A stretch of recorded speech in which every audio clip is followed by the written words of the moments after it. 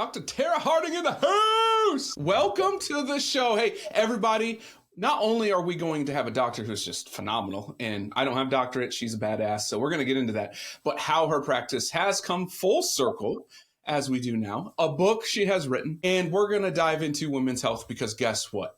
We care mostly about women and minorities, and that's what it is about. So without further ado, Tara, welcome to the show. Very excited, and I'm glad the weather is better for us both as we speak today. Yes, a little bit of sunshine is all somebody needs on these hard days when we're trying to get through the grind. Absolutely. Well, let's start with your story, right? Everyone listening wants to know who the hell, why is he so excited? Who the hell is this? Who's this small town girl? What is going on here? Lay it out to everybody. Lay it out. I was born and raised in a town of 800 people. Fun fact. Let's go back that far. And my career as a doctorate nurse practitioner was actually serving and going back and moving back to that rural community and serving as a nurse practitioner, doing ER, hospital, clinic. Like there was no MD. We were strictly run on nurse practitioners. It was super rewarding, but it became super exhausting at the same time too. And they're asking you questions about their medication refills or the grocery store. And it's a blessing to have been able to do that. But I went through my own personal health experience in the middle of living there, working there, and serving there, of infertility, endometriosis, and just a whole swoon of things. And I knew my career needed to pivot after going through what I did.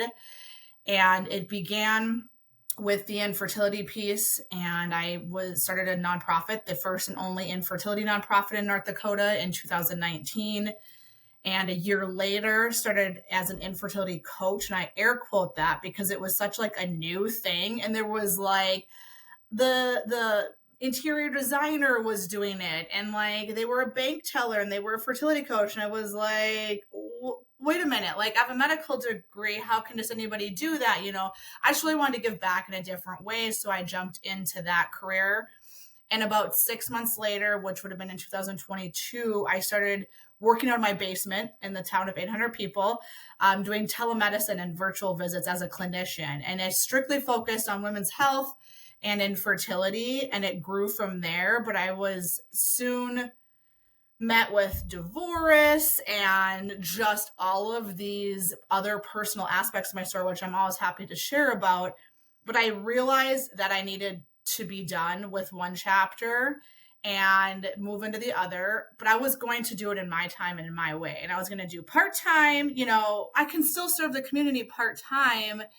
And I put in my letter to them asking for that. And they were like, actually, we don't need you no more. We're going to mark you as needed and we'll call you when we need you. So I went from a 6-figure total comfort, I can do both, burn the midnight oil on the evenings and weekends and just, do it all, to, oh my gosh, what am I going to do financially? I'm the primary income maker of the family. 6 months later, my husband at the time asked for a divorce. Unexpected, but expected is how I word that. And I was in social services parking lot with a packet in my hand going, how do I pay for everything and, support my son at the time and do this and be an entrepreneur? And it was shortly after that I realized that people quit their 6-figure jobs to go be an entrepreneur. And I was going to take that packet, I filled it out, and I was going to put it off to the side for 3 months. And if in 90 days I was not doing well with my business, I would turn that packet in and go down that road. But today, as of today, so it was 2022, I am up to 10 providers in my clinic. We are an in-person practice. We are serving 4 states via telemedicine and growing. We're pediatrics, mental health, men's health, hormones, infertility. We are everything now, a full scope private practice clinic. And I still kept that packet somewhere. It's somewhere in a box, just to kind of the reminder of the hardship and the hard times. And, there's a plan to a plan to a plan if you need it. Yeah. And I'm sure you have spoken to and know a lot of women went through something similar to you, right? It's never the same, but similar set of circumstances, and maybe aren't making it out the way that you have. And I would assume you're probably at rock bottom, or you thought was rock bottom. Talk to us about like the emotional, I guess, trauma and roller coaster you went through, because you went from six figures to, obviously kid, six figures, divorce, Yeah. business, now successful. And that is not a long window of time either. We're not talking decades, right? That is a Right. very short window. Talk us through like the emotional things and things you had to know and recognize internally while you were going through that journey. Yeah, I did a lot of self-reflection because I was putting my value in a paycheck and in a marriage that had been crumbling for years. But the piece that I remember the most was the choice. Like, I remember that rock bottom. I literally, and I know many women have done, like, when you're literally on your hands and knees crying and screaming and like, what am I going to do in that moment? There's sometimes thoughts of like, I'm never going to get out of this. Like this, and that was my hometown. If you would have literally, I mean, like, I know everything about everybody in that town, born and raised. Mom and dad went to high school with them. I literally used to say, never in a million years would I lose this job. I'll be the one to determine when I'm done here. Like, I literally used to say that, and it happened. So I also now look at things like a little more cautiously too, of just be open. Like, don't put so much value in my timing or my expectations of things too. Just be open to what. I don't know if I ever would have left that job, and would I have been able to give this entrepreneurship all that it needed to take off if I would have been dipping my toes into that. And then with relationships too, a lot of my ability to grow was hindered by that marriage I was in at that time. He didn't understand. I remember him saying, I don't understand why you have to save the world. Why can't you just go to work 9 to 5? So a lot of our worth and ability is coming from other voices sometimes too, right? Like, it might be your spouse, your partner, your friend, your coworker, your parents, your culture, the way you were raised. Like, I was raised like grind, grind, grind, grind, grind, and you have to work hard to make all of this money. And I'm still to this day working on flipping that switch. I can't wait till I can make, oh, it's a 4-hour work week. Like, I'm like, I joke today, I'm like, can I get to a 4-hour work day? Like, a 4-hour work day would be great. Like, but like, the culture that you were raised really does actually impact that too. So I remember a friend told me, Tara, I really think when you're done with this marriage, you're going to bloom. And it literally happened. It just was like a sign of who I surround myself with. I've lost friendships from kindergarten through this growth. That's been really hard too. Like, there's one that I still struggle with. I don't know why I keep trying to reach out to her and say happy birthday when this is like my best friend up until 2 years ago, like when this growth happened, gone. So there's a lot of things I didn't know were going to happen that are normal. The more I kind of talk to entrepreneurs, this stuff happens.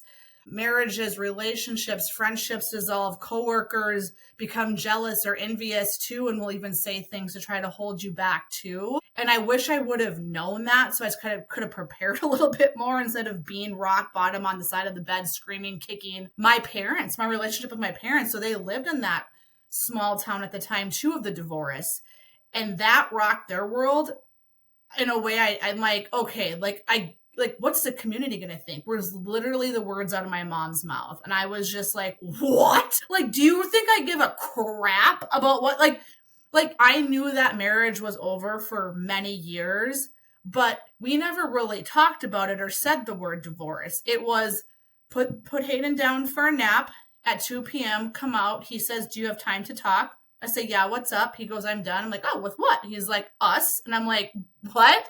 Like, it was like, what did you just, like, this is how you're doing it on the Sunday after Thanksgiving? Like, I have to go to a town 3 hours away and do a news interview on my business I'm growing tomorrow. Like, what is happening? And so it was just like, even when you know something should end, whether it's a job or a relationship, I just like to validate it. It's really hard. And especially when it's not on your terms. Like, there's a lot of things that are not on our terms. And so I've really tried to just like let go of timelines in life too.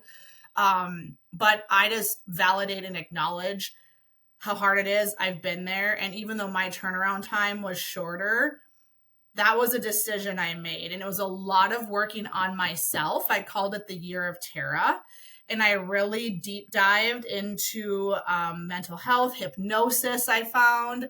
I got a business coach. I did some actionable steps, even if it meant putting it on the credit card and doing some credit card debt for a while just to make that piece of it work. But I had some plans in place. I had that packet ready to fill out. Like I kind of had some safeguards in place to breathe and have some oxygen for 90 days. And I was going to make some decisions at that mark. So put some timelines in place too when those hard times are there.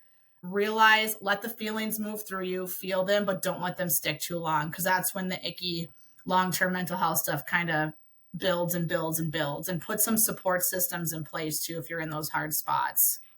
And understand, one, you're not alone in your situation. There's many out there. And also no one has their shit together as a business. No, nobody. Like, has it.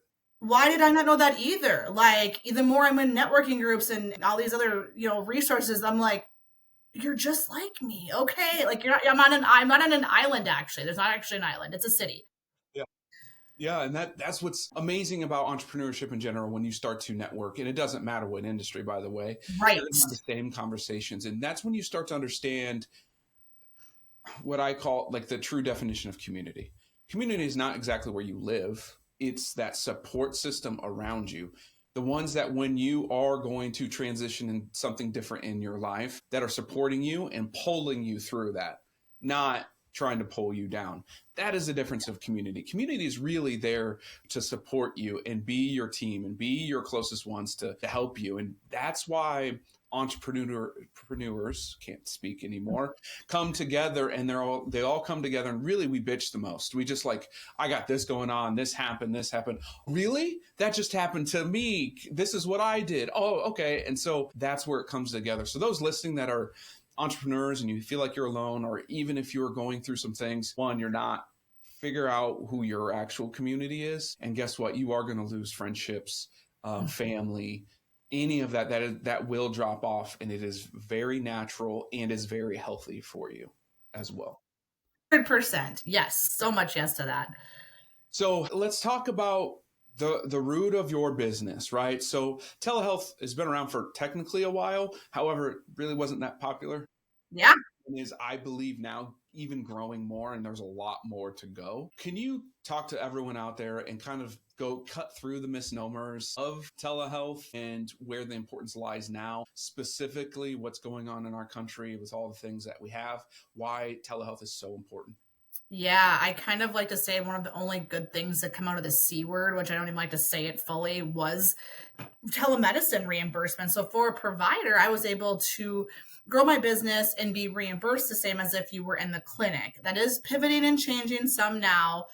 But what I saw happen and why I think it really grew was women were having a medical visit with another female. And not that that matters, but it was in the evening, or it was on a weekend, or it was in the workday, but it was in their environment, their setting. They'd be in their closet. They'd be laying in their bed. They'd be sitting on their comfy couch with their blanket on their lap. And what that did was provide a comfortable setting for them to really open up. My first time meeting with them, I felt like I knew more about them than their provider, who has probably seen them for 10 years, did. And I set that intention and I set that safe space. And I always do that with every visit. I'm very big on training my staff to do that. We always say you're in a safe space. There's no judgment here. With medical gaslighting, we have to really break down some barriers and be like, I just want you to know that no matter what, I'm not going to judge you. There's nothing silly, no question silly, nothing you're going to ask, bring up, or say to me is silly or off limits. I want to hear it all. If you saw something online, I want to hear it. So we really kind of set that intention right away too.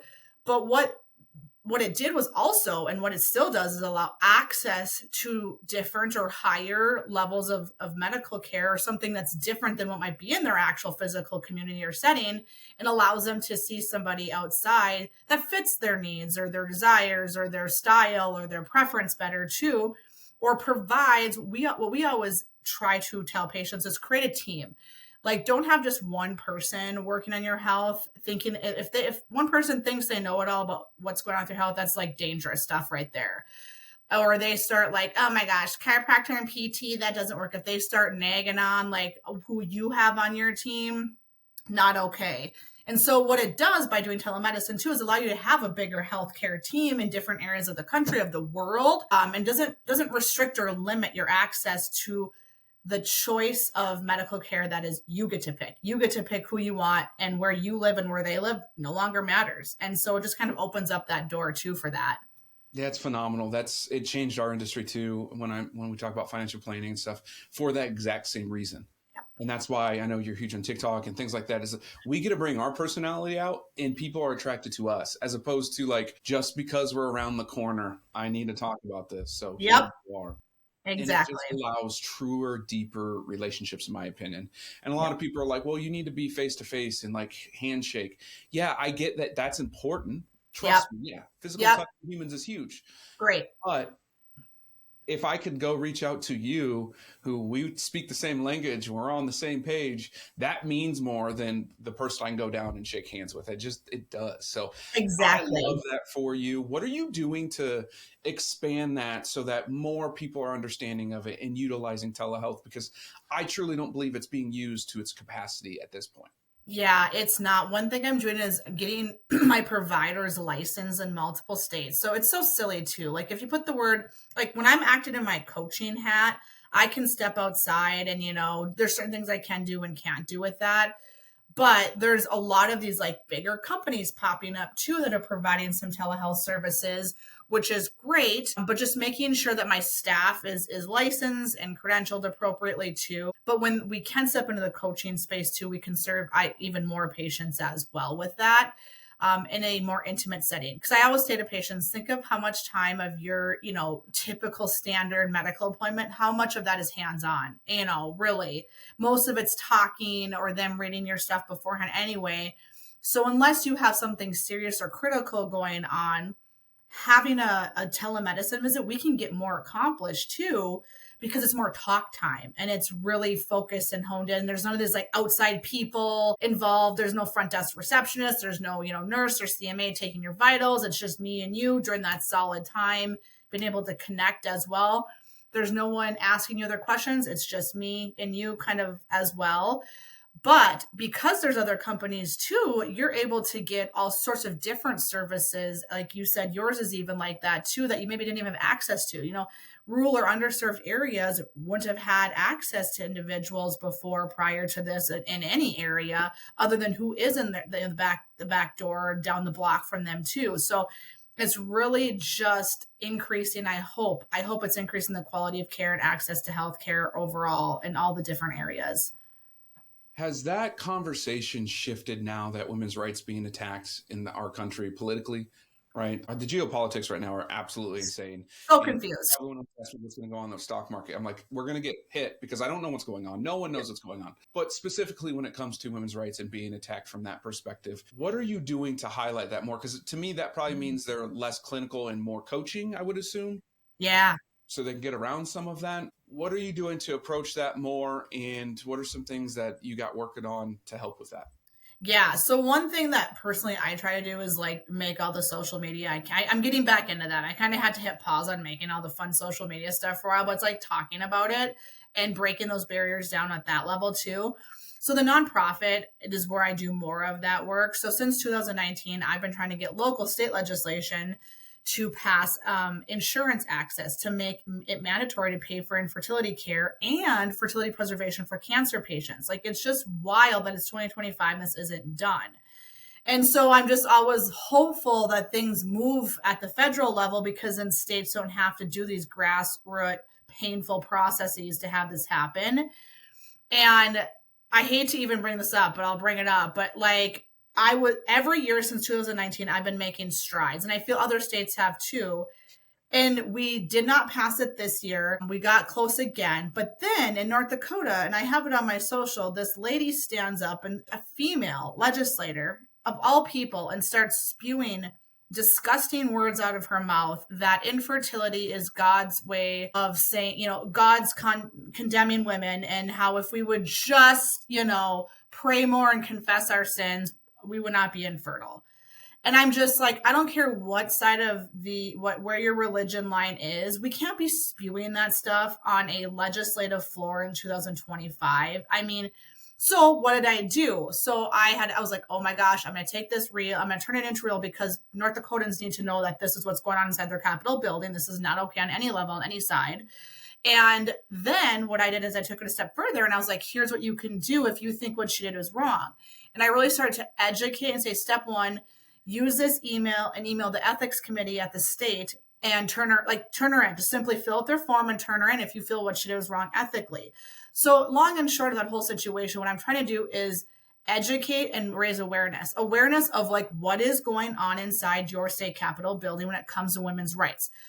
There was a bill that would have made IVF illegal in North Dakota, that would have made access to miscarriage care damaging for women in North Dakota. And it took a lot of, social media posts and constant stories to and trying to get the media and the news there to bring awareness that this is happening in our own back door. And if you actually don't speak up, whether you have kids or not, your kids, your niece, your nephew, your cousin, your coworkers' kids are going to be impacted by this. This can't be happening. Women need to have rights to medical care, like should something happen. And so it was really, I saw a huge increase in written testimony come through. So it was inspiring to see that. We filled up the room when we did our infertility bill. The room was packed, standing room only. So I had to step back this year and be like, maybe it wasn't about passing the bill, but it was about educating on what goes on in there and what you can do if you don't think it's right. Like, get out and vote. That's one thing that we've heard forever. Like, that should just be a duh at this point. But like, here's why, because these people slip through the doors and get elected in, and this is what they're voting on. Here's how they vote. I said, here's a picture of the screen on how your legislators voted on these issues. Take a screenshot of this, save it in your photos so you know when re-election comes up for these things, whatever side you're on, here's how they voted on this issue that matters to you most, and have a conversation with them. Here's how to write them. I made templates. I try to just make it as easy as possible for the neighbors, the coworkers, the mom, the dad, the grandparents, anybody to use their voice, whether it was in person, oral, email, phone calls, whatever. I try to just make it as easy as possible and educate and just know that I did the best I can. And when I saw that room full and there was nursing students there, because it was like Nurses Day at the Capitol, and when we made the major media platforms and the room was filled with news people, I was like, this is more than just passing a bill. This is about awareness. And then I'm a little spicy and like, I'm not going to let people get by with bad behavior. Like, I'm going to call you out. And I made a couple reels and they blew up, and one individual, they weren't happy about it, but I don't care. Do better. When you're an elected official, you have a higher platform, higher standard that you're held to.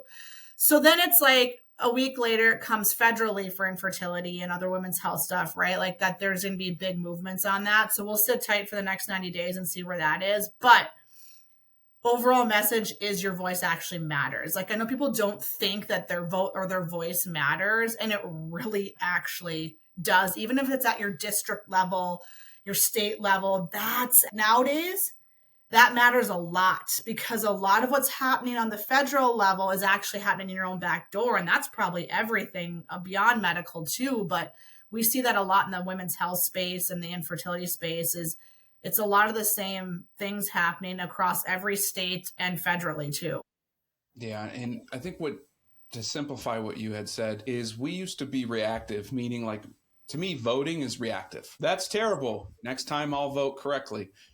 I think what you're talking about is being proactive for once. And I truly believe since 2020, we're getting really a lot better at being proactive to these things. And I think that's what the difference is. And I love that you're doing that. And now you just inspired me. I'm going to start doing that. Yeah. And poof, but I'm going to.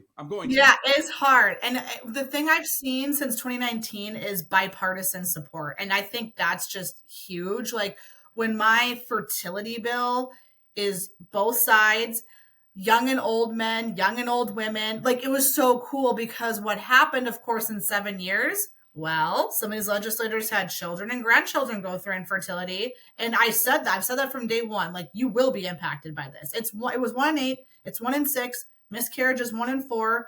That's a lot of around you-ness people here, And so they saw it happen to them and they signed on, or their opinions changed on it. And again, I think we're talking about it more in the media and on other levels too, which is just amazing. I have to sometimes sit back and just like, Tara, do you remember when you would not tell your 6 coworkers that you worked with back in 2017, what you were going through 2016, like people don't believe that because I'm such a loudmouth about stuff now, but I didn't tell them. There was zip zap, 6 people didn't even know what I was going through at the time, including a miscarriage. So I think we know it takes time to talk about hard stuff, but now more than ever, it's so important to be talking about that hard stuff too, even if it's just to one person or, your small group around you. Absolutely. Talk, just speak, especially about money too, peeps. Yes. Please talk. The more we talk, the quicker you can heal. Let's talk about your book. Yeah. I haven't read a book yet. Everyone's telling me, you better write a book. Fine, I will at some point. I promise people. But it's easier than you need to make it. I made it way too hard. You can make this easy. I'm just like you. So how about you write it for me? There you go. Have a ghostwriter. Go to Reedsy. Like, shout out to that or whatever that company is. Like, they got cool stuff on there. You can have people help you with everything. I wish I would have known that before I invested poorly in my decision. Well, talk to us about your book. Yeah. So what's funny about that is I originally had started this book writing journey when I was actually going through infertility. And then life happened. Like, I didn't have time to write a book, went through a divorce and being rock bottom financially, physically, emotionally, mentally. So it kind of got put on hold.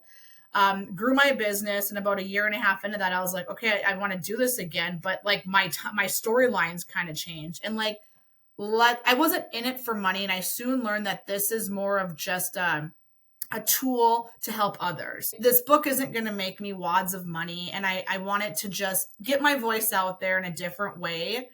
And so I had to like go against the editor at the time. Again, lots of money that didn't need to be spent. Would not recommend the route I went. Happy to share that on the side with anybody, but would not recommend that.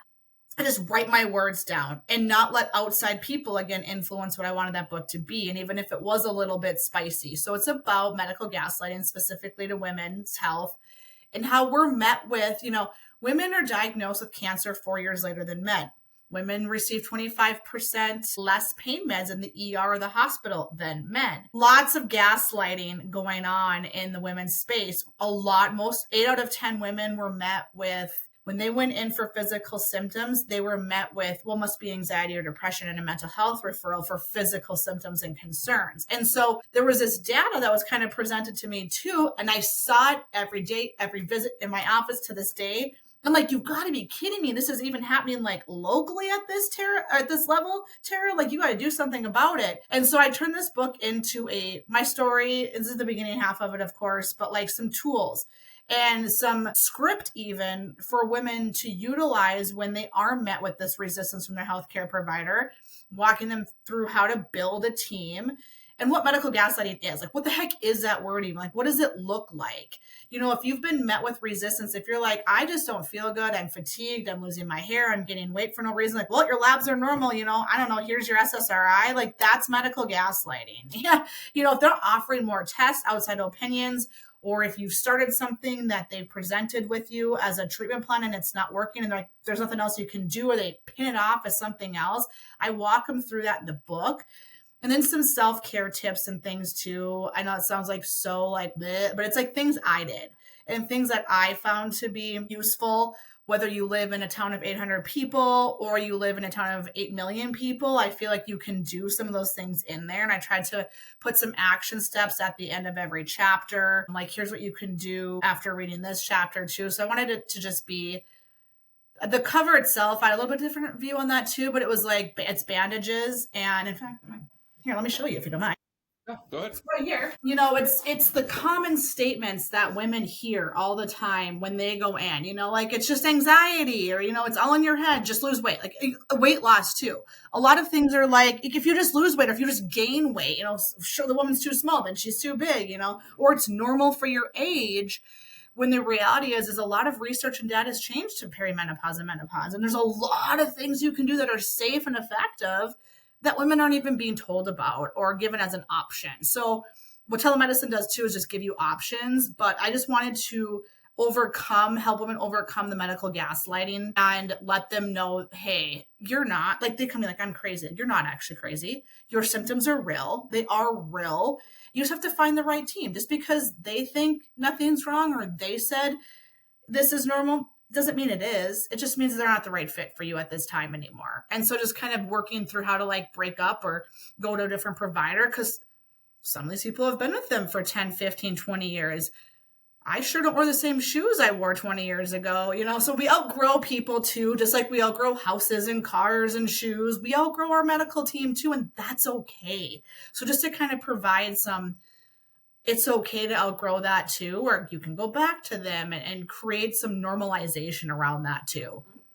We're definitely in a time period where I don't want to say we lack loyalty, because that's not it. We are loyal, but the thing is, we don't need to be with someone, company, person for 30 years. No. Because we all have different types and parts of our life that we grow. And I think that's really what is different about today's society, is the fact that we can do that. Yes. So I love the fact that, and we're going to have your book in the description, so everyone listening, it'll be in there. Don't worry about it. Is to write something like that to help that perspective and give just normalize that. To know it's okay. Absolutely. Yep. So as we wrap up, we always ask 2 questions, okay? It can be kind of deep. Okay. But you've already opened up to me, so we're ready. Okay, first one is, what is your first money memory? Gosh, I almost could see the picture in my head as you did that. Of course, small town girl. So I was a babysitter, right? I was the local babysitter, and I did not like it either. But I bought a pair of Doc Martens. I saved months of Saturday night babysitting to buy those Doc Martens. I should have kept them. They are legit, I swear, back in style now. I was like, okay, those are the shoes I saved. My first money. Honestly, that I will confess this, because I think I should normalize. It's I don't know how to balance a checkbook. Balancing a checkbook was something that I struggled with. So there's also the good memory, and there's kind of that anxious memory too of I didn't even know how to balance that checkbook. So balancing money and that kind of anxiety that went along with it too. So now, and I'm going to tie a lot of full circles in. So everyone, I'm going to say full circle a lot. As we tie into those memories full circle to today, how do those affect you, or have you seen those 2 memories affect you currently? Oh, for sure. I have had to do a lot of work. I still am doing a lot of work around looking at my checking account, knowing and where every charge is coming from and going, because it's easy just to be oh yeah, I kind of know sort of what's going on over here, but it goes back to that anxiety and not being taught, right? Money literacy is huge. And I didn't have that growing up in a small town of 800 people. My school is actually amazing, but that just wasn't something that was taught then. And then another money memory came along. What we did in our town a lot was we had to work concession stands. And I joke to this day, if I had to count money back to you, I couldn't do it, but I can do CPR, put a chest tube in you if you're in a car accident. I can't count base. It's not wired that way. Yeah. So it has totally transferred over into my workplace too. And that big fear of what am I going to do when I got divorced? He wasn't even the main money maker, right? I was. So there was a lot of old, fear and money driven, or again, how you were raised and what you were brought up around. You think that impacts you, or how you have to be, or what you have to do, and really focusing and saying, actually, there's other ways to do things. There's different ways to do things than how I was raised, what I was taught. And I literally just said the other day, I don't know if I had to count money back to somebody, I don't think I could do it. That sounds so silly and stupid, but I joke about it now because it's true. If you're don't throw a quarter, if it's 75 cents, I'm done. Count me out. I'm out of here. 35 cents, not happening. And I still use my fingers to count a lot. So that's fun fact there, but it has, and it does. And I'm still working on just doing it more often, weekly versus monthly. Even now is my next step. I'm pretty proud of how I've kind of overcome that imbalance and learned to reinvest my money and not make I made some stupid choices as a college student with money and the credit cards, but I'm no longer in that space of okay, wait, no, actually, if I reinvest and learning from others too, how to appropriately invest my money and my time as well too. So it's still there. I'm working through the anxiety, but it's getting much better. You will always be on that path. I promise you, everyone. That trauma, if you call it trauma from your childhood, those money memories, they're part of you. You just have to work through them. You'll never get ahead of them. And I've seen it. Embrace it. Just I can't cut money back with the pizza stand. Okay. Haha. Can't have rummage sale, I guess. I did talk about full circle again. We didn't get to that part, but from your business, you had started from, the coaching side, running now more of a clinician side. Yep. And now you're saying, hey, I kind of want to go back to the coaching. Talk to us I about do. going full circle and why that's so important to you as a person. Yeah, I just feel getting back into the coaching space, specifically being able to even open up to group coaching, I can help more women. Like my goal from day one has always been, how many women can I help? I have to get the ego out of the way. I can't do this alone. Yes, it's my magic protocol, sauce, tricks, whatever I have in the clinic. But if I have them sign some legal forms, I can teach them. They can do just as good of a job as I can. So I have to kind of like get that ego out of the way too. And what I soon realized, that clinician piece gets to be a little heavy sometimes. What I loved was coaching. I love the Zooms. When women from all over the world, I get to meet and do more of that. When I'm speaking on a stage in front of hundreds of people, I can help more women that way and get my message across and hopefully help them feel better, faster, sooner than even I had to go through. There's a lot of misconceptions and myths out there that women think about their health. And when I go back into the coaching space and the speaking space and the book and all of that, I'm able to serve more women. I'm like, my crew's got this, not the clinic. And I'm still there a little bit, but I'm ready to be back in that coaching space and just help more women from across the world, just instead of just my backyard. Absolutely. Well, this last question is to do exactly that. So we always ask, what is one thing, action item, idea, thought, concept, whatever you want to say, that listeners right now can take and instill into their life and help them on their journey? Yeah, I would say book that appointment. Do it again. I don't care if it's the 8th or 9th time. Do it maybe someone else. Maybe we're going to find somebody else that we're going to see, but put your health priority again, because so many of us have put our communities, our work, our organizations, our kids, our spouses, our we put everything first. Women are notorious for that. And we put our health last until it's detrimental and you're really feeling the physical impact. And by that point, it's pretty deep and a lot of work we got to do to pull you out of that hole. So even if you might be feeling great, it's hey, just make that appointment, get some basic lab, get some basic conversations going again around your health and make sure things are on point. Maybe you could optimize your health even. Maybe you are good, but you could do better in anti-aging. I'm really getting our clinic getting into anti-aging medicine and all of that.